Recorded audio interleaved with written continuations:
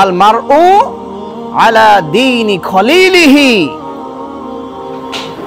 প্রত্যেকটা ব্যক্তি তার বন্ধুর আদর্শে গড়ে ওঠে। প্রতিটি মানুষ তার বন্ধুর আদর্শে গড়ে ওঠে। আল মারউ আলা দীনি খলিলিহি ফালয়ানজুর মান ইউখালিলু। সুতরাং যখন তোমরা বন্ধু নির্বাচন করবে, দেখবে যাকে তুমি বন্ধু বানাচ্ছ এই বন্ধু কাকে বন্ধু হিসেবে গ্রহণ করেছে। কারণ তোমার বন্ধুর বন্ধু যদি গাঞ্জাখোর হয়, তাহলে তোমার বন্ধু কিছুদিন পরে গাঞ্জাখোর হবে। আর যেহেতু তুমি তার সাথে বন্ধুত্ব করেছো, কিছুদিন পরে তুমি গাঞ্জাখোর হবে, এরপরে তোমার সাথে যে বন্ধুত্ব করবে সেও গাঞ্জাখোর হবে। রাসূল সাল্লাল্লাহু আলাইহি ওয়াসাল্লাম বলছেন।